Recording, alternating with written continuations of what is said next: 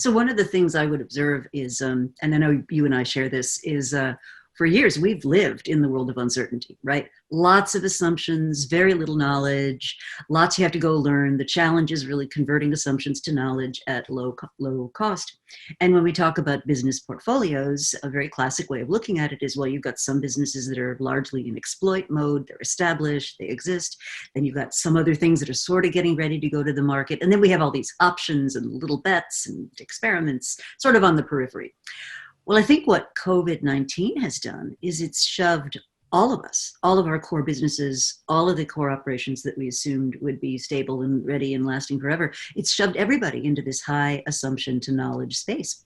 And so one piece of advice I'm giving people, and I think Bionic's skills will be particularly relevant at doing this, is Andy Grove taught us, when you're in an inflection point and everything's up for grabs, what you need to do is generate as many ideas as you possibly can, as fast as you possibly can.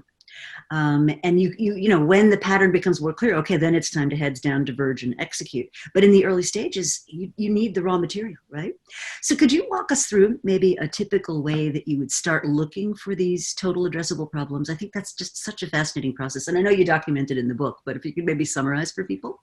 Yeah, I mean, one of the things, it's a really, that TAM to TAP shift that reframing does is it no longer asks the question like, what ideas do we have, or what technology we have? And that's what people run to. They're like, well, what do we have in the R&D or the D of the R in our teams? and that's a really important question, but it asks the question like, who has solutions? And so the famous question is like, how do you know what to make if you don't problem you're solving comes into order, right? So it's not about the technology right now. It's not about what we have. Asking what is the actual need that changed, which is based in truth, and then who has secrets, who has the answer inside the company, and whether that happens inside or outside the company, wherever the answer comes from is the answer, and that's the permission for truth, because it'll teach you what the company needs to become if it's not in us.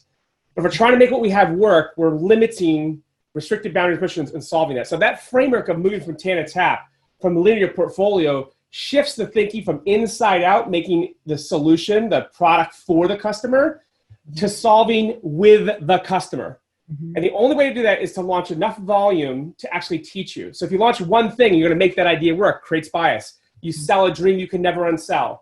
Mm-hmm. The cost of failure drives up.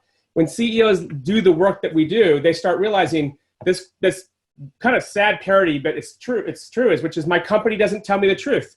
Otherwise, good people, resilient, hardworking, good intent people can't tell the truth because the cost of failure is too high. So if you want commercial truth, you have to use first principles logic in volume and lower the cost of failure at a time right now that's more important than ever. So if you want to know the data behind this, is that you have to launch 20 to 30 bets in a portfolio with a 60% failure rate across the stage of investing to get to the 2 or 3 that are actually going to work. Mm-hmm. And here's why. Again, it's decision science and portfolio theory. 70-80% of all growth comes from 7% of capital deployed. So I make 100 bet or 10, it doesn't matter. That's 7 out of 100 are my unbounded returns. Mm-hmm. The rest is going to fail. I get my money back, it goes to 0. Mm-hmm. So the question is why? And the answer is this. The failure teaches you the success. Mm-hmm. And when you go back to the beginning and say, well, why did we make those bets? They have 2 decision criteria. One is conviction. Why us? Why now? Proprietary gift, outside force. Conviction. Number 2 is non-consensus. We make all of our money from the ideas with the highest disagreement rate in our decision making. Oh, and the reason why is because they're new to you and they're new to the world. We adversely select things that we know. So we show up with the addiction of being right, and we show up with the answer-driven leadership, and we don't allow learning unless it happens to you like a moment like now where your learning experience, et cetera, has been torn away. So the only thing you do is you must embrace the discomfort of learning new, which means that if you're seeking consensus right now, you're basically screwed. I mean it lovingly and candidly, which is there is absolutely no safety. And if you're looking for consensus, not only does the decision architecture of growth go against you, but the marketplace as well. So when this matters because it's there to teach you how to adapt, not you to teach the market how to adapt. It's really powerful, both in mindset and mechanic.